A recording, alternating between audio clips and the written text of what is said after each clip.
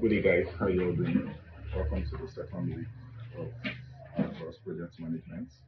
I hope you all have been good. So quickly, we'll be diving right into it. I shall be talking on the topic. Yeah. So I'll also be reading from my notes, my laptop as usual. Now, the topic I'll be looking at today is number one, developing a project charter. Number two, analyzing and identifying stakeholders. And number three, defining project objectives and success criteria. Now we'll just go into it quickly and so we could save time. Now, what is a project charter? Now, when you hear the word project charter, what do you think it is? Now, see, every project usually begins with a level of excitement and anticipation. But before you can actually get started, the project needs to get stakeholders approval. So you can make sure everyone is on board with your vision. That's where a project charter comes in. Now, what is a project charter? A project charter is like a tender document. Yes, I would also still use engineering terms now. It's like a tender document which you present to a client, to stakeholders, to people who you hope will sponsor a certain project. Now, take for instance this foundation which is running this scholarship, that's the Digital Empowerment Academy, South Africa. Now, they would prepare a project charter here and present to organizations who have similar interests and who are of financial capacity to finance such project and partner with us. And let me just read quickly. A project charter is a document that says a project to the sponsors. With it, you can show a project's viability and return on investment and get the green light to move forward. Now, a project charter helps you tell your client and your stakeholders what exactly we are getting from performing this project. What is the return? What is the target? What are we getting if we continue this route and do this way? A project charter describes the project scope, development, and objective. It also defines the roles and the responsibilities of the project and all of the project and of all stakeholders involved. The project charter also establishes the project manager's authority before the project kicks off. Now, once key stakeholders approve it, the project charter initiates the project and becomes a contract between the project sponsor and the project management. So just like I said, it's like a tender document that details all the contracts between the stakeholders and the sponsors, outlining the game, the rules, and the responsibilities. Now, what are the elements of the project charter? Yes, what are the components, the key components that are within the project charter? Yes, number one, we have the definition section. Now, in the project charter, you have a definition section that outline your project, what it does, explain the purposes of the charter, what is going to be done along the line of the project. Now, there's number two, the structure. Now, the structure is a breakdown of when teams will complete the project and the major milestones teams must achieve. Now, yes, it just helps you explain to your stakeholders and your sponsor that, okay, in this along the line, maybe at the second week, we should have finished using a building as case study also. Should have gotten okay to the second course of the block or maybe to the damp-proof course, the BPC. Now, it helps your stakeholders somewhat monitor your progress without being fully directly involved because it's already stated and outlined in your charter. So they just maybe monitor it and watch it and say, okay, it is going according to line and according to course. Now, number three, it has the scope. Now, the business case, the scope, business case, and project statement. Now, this project describes your project's unique characteristics. What is unique to your project? What is not common and associated with every other project? What makes your own project unique? Now, number four, 1, 2, 3, 4, yeah. It has the best practice. Here you define the project success and leads critical success factors. Yes, it helps you that when you are bidding, it helps you in maximizing costs. Yeah, so you outline, you tell them, okay, if we are going to achieve this successfully and in short time, this is what we need. This is the finance we need. This is the manpower we need. This is the equipment and the tools we need. So it helps in defining the best route and best practice to take in doing that. Then we have the processes, just like I've mentioned earlier, the projects. The project charter describes the major project stakeholders' requirements or critical project deliveries and the processes that will take place in a project. Lastly, we have communicate. So the project charter defines all team and stakeholder responsibility. Top uses of a project charter. So what are the project charter uses in project management? Now, Our course is not really a practical course. I'll be doing a lot of reading and researches. So yes. Now the primary use of a project charter is of course to authorize a project, but charters aren't just limited to the initiation process. We use them as a reference document throughout the project lifecycle, as I listed when explaining the components. Now, you use it as a reference so that your stakeholders and you yourself can reference what you stated you will achieve at every given stage and work like a timer. It helps you, yes, helps in scheduling your job and processes better.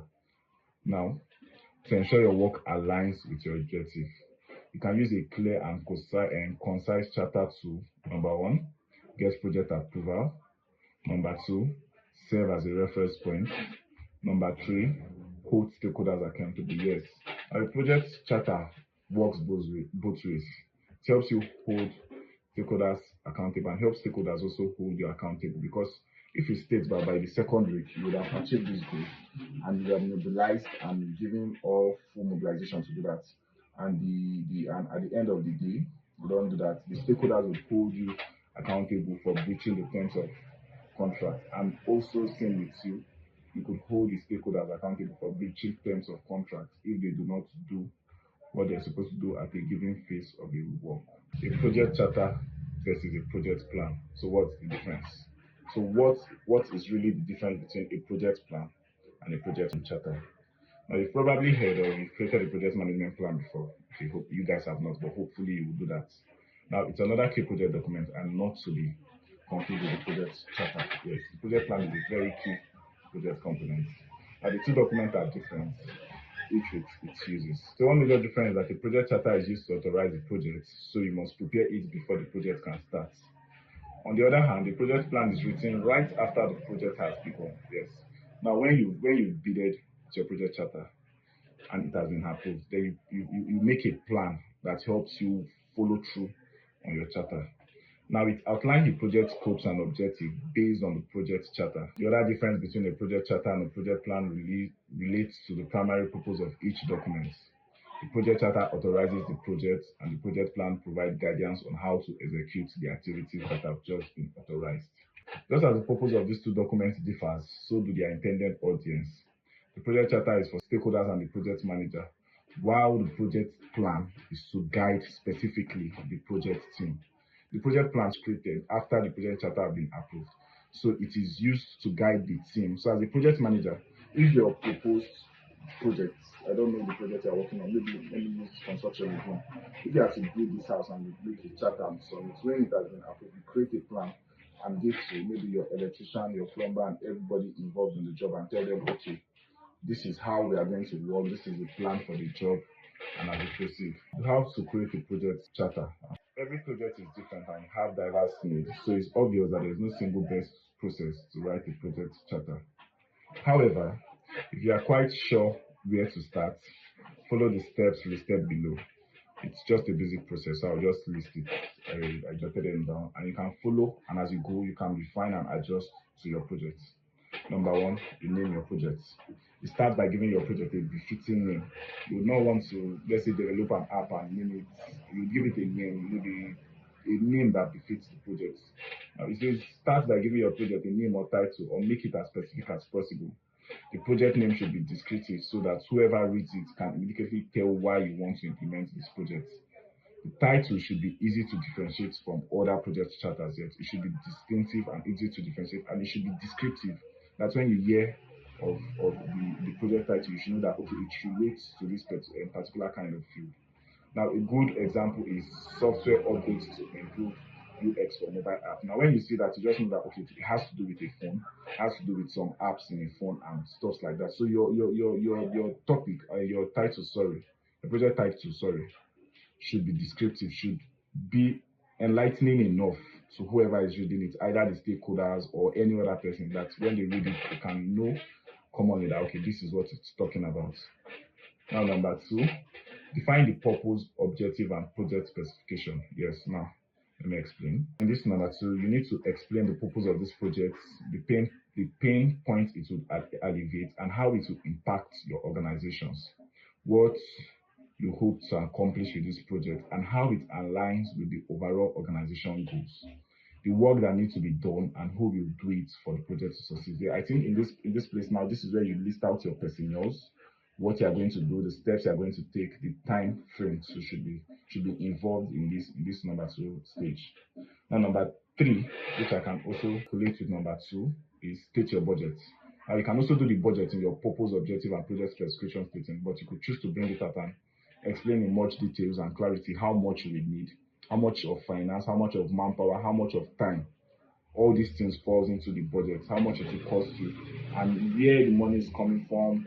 You state your miscellaneous for unexpected, unforeseen circumstances. They are always added in your budget. So yes, you do that. Then number four, you outline the deliverables. Now here, you let the project sponsor know the product, service, or result you will deliver when you finish the project. You know how he will be able to measure if this project, if what you did was successful or not. So you're applying what is achievable, what you guys are willing to attain, and make sure that it aligns with the stakeholders' expectation. This is the section that you do that. Then in number five, you describe the scope and the risks. You describe the project scope and the process to be followed to change the scope if need be, and also state the known risks, constraints, and your proposed risk assessment and mitigation process throughout the process. Yes. Now, with this number five, the way your pros and cons in what you want to use in executing this project. There are different techniques used in project management. You can use traditional methods, you can use the agile method, you can use the waterfall.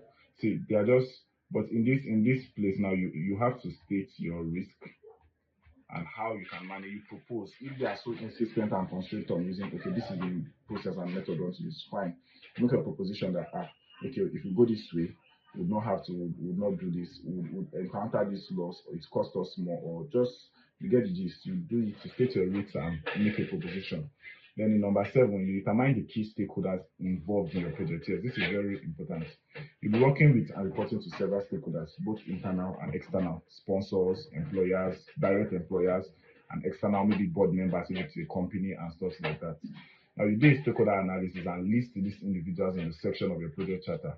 This will help everyone involved in the project know the people affected by the project here, so that when you present it to them, they know, okay, I am working with this director of this office, maybe the finance office, maybe the mobilization office, maybe the manpower office, maybe the tech development office, maybe the publicity office. You list all this in your project charter.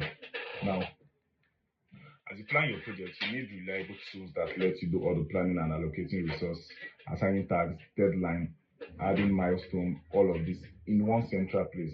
Moving forward, we're going to be talking about identifying and analyzing stakeholders. Now, as we ended in the basic processes in project charter needs you identify your stakeholders. Now, how do you identify and how do you analyze your stakeholders? Identifying stakeholders and just simply involves identifying people who can impact or can be impacted by your project. That's who are the end users of this project, who are the sponsors, who are the backbone of the project. So you just have to identify these people, and it's pretty much simple. Now, the analysis helps project managers understand stakeholders' need, expectation, and influence, enabling effective engagement and communication. Now, by understanding stakeholders, project managers can better manage risk, address concern, and ensure project alignment with stakeholders' expectation. Now, simple steps in stakeholders analysis. Number one, you create a comprehensive list. You identify stakeholders. You create a comprehensive list of individuals, group, or organizations who have vested interest in the project, including those who are influenced and can be can influence it. Just like I said, who can be influenced by it and who can influence it. That's the end products and the sponsors. Now, number two, you identify stakeholders' needs and expectations. Now, you determine what issues matter to each stakeholders along with their expectation and need to be related to the project. Now, when you talk about the stakeholders' need and expectation. Now, as an end user, maybe you are developing an app, a gaming app. What do you feel a end user would gain for? What do you think? Which of his needs do you think to satisfy? Would it bring him joy? Would it help him pass time? Would it help him develop intellectually? You check those things on the project you're working on. Now, what specific roles and purpose does this your project play to the end user? And as a sponsor, to what me that I'm bringing in, maybe I'm sponsoring your project with 50 million naira, let's say, to develop an app for me. What am I going to get? What is my benefit? What is the end return? What can I be promised that will motivate me to use such amount of money in your project. Now, number three, you classify stakeholders based on their level of interest and influence to prioritize engagement. Yes, that's level of interest, the end users and the sponsors and stuff like that. Now, number four, you evaluate key stakeholders. Identify those with the most interest and influence and proactively address their concern. Yes. Now, most project managers focus on the sponsors. Most project managers, because that's where the bulk of the resources and money is coming from. Now, you would want to communicate effectively with your sponsors because they are just like if they should pull off their supports and stuff like that, you are losing the project. There's nothing to work on. So you have to identify their interest and influence and address their concerns. If they are worried that okay, my money will not yield interest, you should be able to reassure them that no, it will actually yield interest. Any worries and every concern they have, you should be able to address and do that for them. Number five, yes, develop engagement strategies. Create tailored communication plan and engagement strategy for different stakeholders group. Yes. Not the one that your sponsor you talk to him today and the next time you're talking to him is when you need money. That's maybe a month's time. You don't do things like that as a project manager. You should have effective and regular communication with your sponsors and your end users. That's why companies who develop apps have feedbacks so that they could communicate with their end users and make improvements on themselves so that they don't get left behind. You think if companies like maybe Facebook or let's use for instance Twitter, X now, had not made improvement, a lot of people would have migrated to Thread, the Meta owned app. So that's why there's a feedback channel for you. So that's why you regularly see maybe you use Google Meet for a call and they ask you, rate us. Can we know was WhatsApp call good to you? Can we know your experience? How can we serve you better? Stuff like this. This is a job of a project manager. You need to do it when you are working with your stakeholders.